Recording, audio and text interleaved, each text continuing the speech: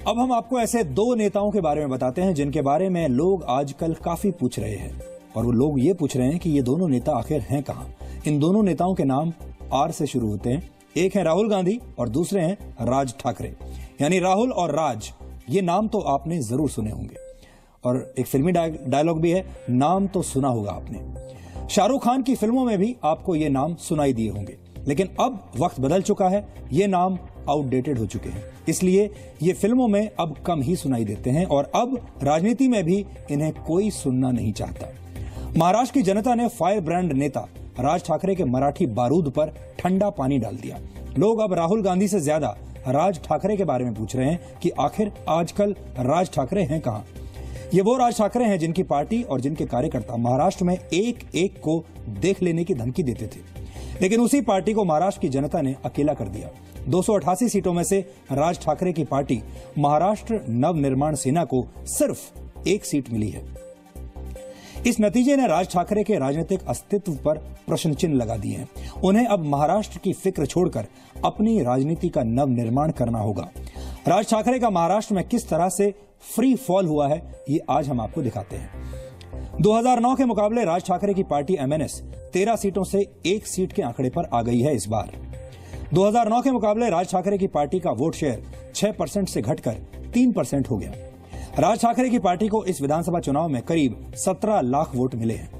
MNS 219 विधानसभा सीटों पर चुनाव लड़ी है और उसे सिर्फ एक सीट मिली है इनमें से, यानी जीत का प्रतिशत हुआ करीब 0.45%, जिसका मतलब है कि उनके आधे प्रतिशत नंबर भी नहीं आए। इतने कम नंबर आने पर स्कूल और कॉलेजों में विद्यार्थी अक्सर अपने सब्जेक्ट को बदल लेते हैं, लेकिन राज ठाकरे डटे हुए हैं और उन्हें टेलीविजन पर अच्छा खासा एयर टाइम मिल रहा है। राजनीति में उनका जीतने का आंकड़ा भले ही आधे प्रतिशत से भी कम हो, यानी जो सक्सेस रेट है वो आधे प्रतिशत से भी कम है, लेकिन मीडिया में वो छाए रहते हैं और कई बड़े राजनीतिक आधार वाले नेताओं के मुकाबले उनको ज्यादा फुटेज मिलती है मीडिया में। हमें लगता है कि नेता की जमीनी स्थिति के हिसाब से उसे मीडिया में जगह मिलनी चाहिए। एमएनएस से बेहतर प्रदर्शन एमआईएम का रहा, जिसने 2 सीटें जीती हैं। राज ठाकरे के लिए चिंता की बात यह है कि आउटसाइडर कही जाने वाली हैदराबाद के ओवैसी बंधुओं की पार्टी एमआईएम ने पहली बार महाराष्ट्र में चुनाव लड़ा और राज ठाकरे को पीछे छोड़ दिया। इस बार मुंबई ने राज ठाकरे को राजनीतिक रूप से शून्य कर दिया। मुंबई में राज ठाकरे को कोई भी सीट नहीं मिली, जबकि पिछली बार उनके पास मुंबई में 6 सीटें थी। राज ठाकरे की पार्टी ने जो अकेली सीट जीती है वो है पुणे की जुन्नार सीट। नासिक में राज ठाकरे की पार्टी से सभी 3 सीटें बीजेपी ने इस बार छीन ली। नासिक में राज ठाकरे ने 3 साल पहले नगर पालिका का चुनाव भी जीता था, लेकिन अब राज ठाकरे का वक्त खराब चल रहा है। राज ठाकरे ने 2005 में बाल ठाकरे के खिलाफ बगावत की थी।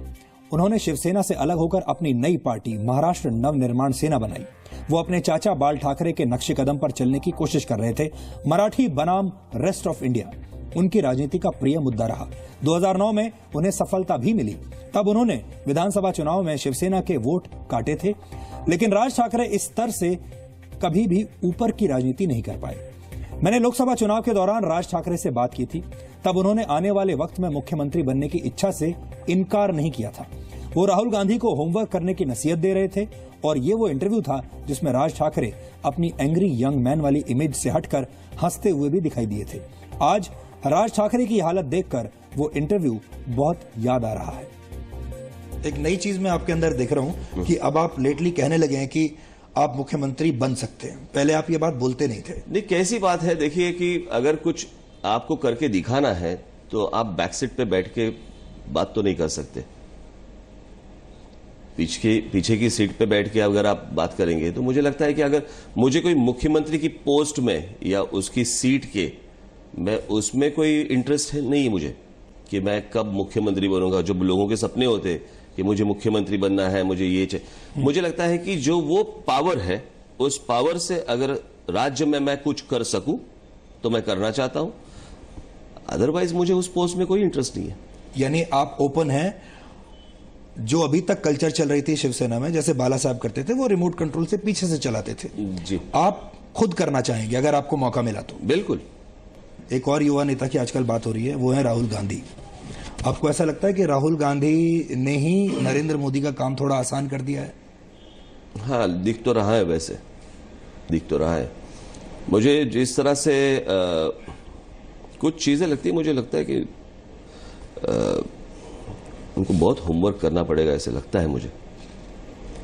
राहुल गांधी के लिए कुछ टिप्स हैं आपके पास? नहीं, कुछ नहीं, मैं कौन होता हूँ उनको सिखाने वाला। ये 8 साल में आपको कहीं ये रियलाइजेशन हुआ कि आपने भी कुछ गलतियां की हैं अपनी राजनीति में और आपको उनको कहीं ना कहीं कोर्स करेक्शन करने की जरूरत है? You need to work on your image. जैसे मैं सोच रहा था बीच में कि मैं आपसे पूछूं कि लास्ट टाइम आप हंसे कब थे? नहीं, मैं मेरा काम करते रहता हूँ, मैं जैसे हूँ वैसा हूँ। ऐसी कोई सोच के मैं भड़कता नहीं और सोच के कुछ हंसता नहीं। जब मुझे हंसी आती है तब मैं हंसता हूँ, जब गुस्सा आता है तब गुस्सा आता है। उसका कुछ ये सारी चीजें सोच के नहीं होती ना। और you just want to have the last laugh?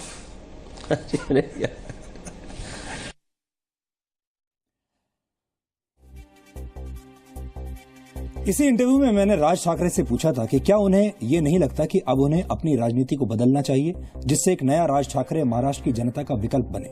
लेकिन राज ठाकरे ने मेरे सवाल का साफ साफ जवाब दिया नहीं था और उस वक्त ऐसा लगा था कि राज ठाकरे जैसे हैं वैसे ही रहेंगे, लेकिन ऐसा हुआ नहीं।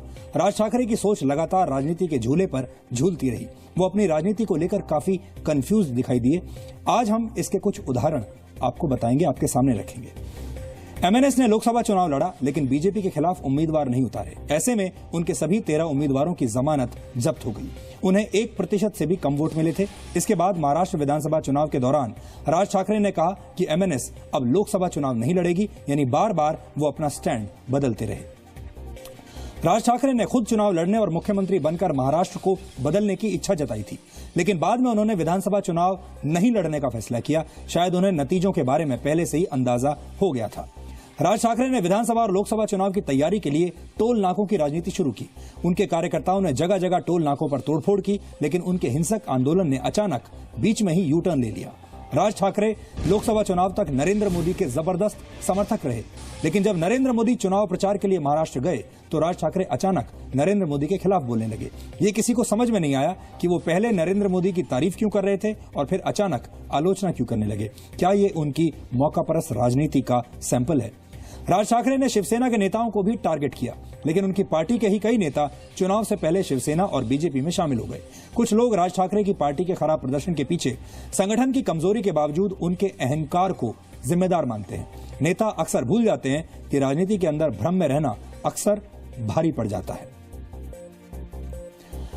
महाराष्ट्र में राज ठाकरे की एमएनएस की तरह दूसरी कई छोटी छोटी पार्टियां रहीं जो इस बार राजनीतिक फ्रेम से बाहर हो गई। 2009 में छोटी पार्टियों ने महाराष्ट्र में 54 सीटें जीती थीं। इस बार के चुनाव में इन पार्टियों ने सिर्फ 20 सीटें जीती हैं। स्वाभिमानी पक्ष 1 सीट से 0 पर पहुंच गए। लोक संग्राम 1 सीट से 0 पर पहुंच गए। जन स्वराज शक्ति 2 सीट से 0 पर पहुंच गई।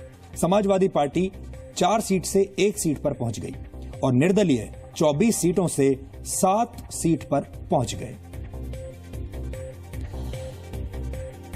राज की बातें तो बहुत हो गई, अब राजनीति के राहुल की बात करते हैं। राहुल गांधी की जिंदगी में तूफान ही तूफान है। राहुल गांधी हुदहुद तूफान के पीड़ितों से मिलने के लिए आज विशाखापट्टनम में थे, जहां उन्होंने लोगों से उनका हालचाल पूछा और उनका दर्द बांटा। हालांकि राहुल गांधी को खुद बहुत दर्द हो रहा होगा, क्योंकि हरियाणा और महाराष्ट्र में नरेंद्र मोदी के राजनीतिक हुदहुद तूफान ने कांग्रेस को बर्बाद कर दिया। राहुल गांधी सोच रहे होंगे कि विशाखापट्टनम में समाज सेवा से उन्हें थोड़ी शांति मिलेगी। लोगों की मदद करना एक अच्छा फैसला है, लेकिन परेशानी की बात यह है कि आजकल राहुल गांधी जहां भी जाते हैं तूफान उनके पीछे पीछे चले आते हैं। राहुल का दर्द विशाखापट्टनम में कम नहीं हुआ, बल्कि और बढ़ गया। लोगों के गुस्से का तूफान उन्हें वहां भी चैन नहीं लेने दे रहा।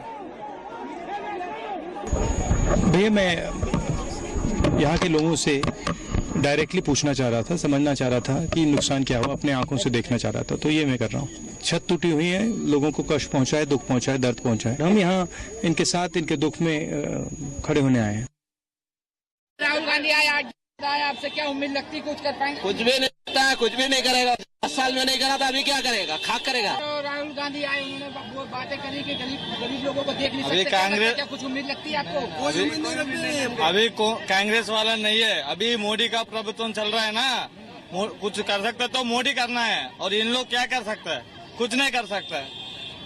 कुछ जो करना है जो करना है अभी मोदी करना है। इन लोग का पावर नहीं है, अभी करने के लिए पावर नहीं है इन लोग का।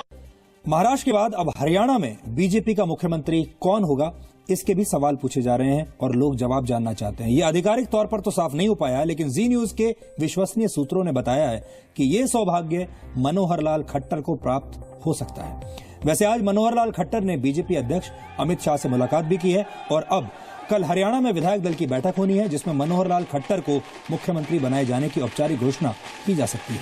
वैसे मुख्यमंत्री पद की रेस में मनोहर लाल खट्टर को कड़ी टक्कर देने वालों में मुख्य तौर पर दो नाम हैं। पहला नाम रामविलास शर्मा का है, जो हरियाणा में बीजेपी के प्रदेश अध्यक्ष हैं और ये हरियाणा में बीजेपी का ब्राह्मण चेहरा भी है। उनके अलावा अनिल विज भी मुख्यमंत्री बनने की रेस में है, वो भी हरियाणा में बीजेपी के गैर जाट नेता हैं। अनिल विज को भी संघ का करीबी माना जाता है। जी न्यूज को मिली जानकारी के मुताबिक बीजेपी हाईकमान ने हरियाणा में सभी नेताओं को मुख्यमंत्री पद की दावेदारी पेश करने से बचने की नसीहत दी है। यानी जो ज्यादा बोलेगा या फिर कैमरा फ्रेंडली बनने की कोशिश करेगा, उसके सपनों को ब्लॉक किया जा सकता है। एक कड़सी काल में मैं अपने राष्ट्रीय अध्यक्ष को मिलने आया था। मैं मिला हूं, कोई मेरी बातचीत नहीं हुई है, कोई किसी प्रकार का और विषय नहीं। पार्लियामेंट्री बोर्ड जिसके बारे में तय करेंगे, हम सब लोग उसको स्वीकार करेंगे। आपको जिम्मेदारी मिलती है, तैयार है इसके लिए? मैंने पार्टी के समर्पित कार्यकर्ता के नाते जब भी जो दायित्व मिला है उसको बहुत रुचि से किया है, हमेशा किया है। आगे जो दायित्व मिलेगा उसको करेंगे। तो अभी खट्टर साहब का जो डायलॉग आपने सुना, असल में ये डायलॉग और ये स्क्रिप्ट अमित शाह की थी। अब आपको बताते हैं कि नरेंद्र मोदी ने मनोहर लाल खट्टर को ही क्यों चुना, यानी मनोहर लाल खट्टर मोदी के मनोहर कैसे बने। मनोहर लाल खट्टर ने पहली बार विधानसभा चुनाव लड़ा है और करनाल सीट से 63,773 वोटों से जीत हासिल की है, यानी वो एक विनर है, विजेता है। मनोहर लाल खट्टर हरियाणा की राजनीति में पिछले 20 वर्ष से सक्रिय हैं। वो पंजाबी हैं और उन्हें प्रधानमंत्री नरेंद्र मोदी का करीबी माना जाता है। 1990 के दशक में जब नरेंद्र मोदी बीजेपी के राष्ट्रीय महासचिव और हरियाणा के इंचार्ज थे, तब खट्टर हरियाणा में बीजेपी की राज्य इकाई के महासचिव हुआ करते थे और यही वक्त था जब दोनों करीब आए। खट्टर लोकसभा चुनाव में हरियाणा की प्रचार समिति के चेयरमैन भी थे। मनोहर लाल खट्टर को संघ का मेहनती और विश्वसनीय कार्यकर्ता माना जाता है। खट्टर संघ प्रचारक की भूमिका भी निभा चुके हैं। ऐसे में माना जा रहा है कि मनोहर लाल खट्टर को संघ का समर्थन भी हासिल है। वैसे अगर आपको पता ना हो तो बता दें कि अगर मनोहर लाल खट्टर मुख्यमंत्री बनते हैं तो भजनलाल के बाद वो हरियाणा के दूसरे गैर जाट मुख्यमंत्री होंगे। बीजेपी ने तय कर लिया है कि वो हरियाणा में किसी गैर जाट को ही मुख्यमंत्री बनाएंगे। इस वजह से कैप्टन अभिमन्यु के सपने अब ब्लॉक हो गए हैं। अब आपको हरियाणा में मुख्यमंत्री पद की रेस में जातीय नहीं, जातीय समीकरण का महत्व बताते हैं। जातीय समीकरण तो बहुत आपने सुने होंगे, लेकिन हरियाणा में जातीय समीकरण चलता है। मुख्यमंत्री कौन बनेगा, इसका जवाब जाट और गैर जाट की राजनीति में छिपा हुआ है और इसे आज आप समझिए। हरियाणा में जाट वोट 22% है, जो हार जीत का अंतर पैदा करने में सक्षम है। हरियाणा में बीजेपी गैर जाट वोट की राजनीति कर रही है।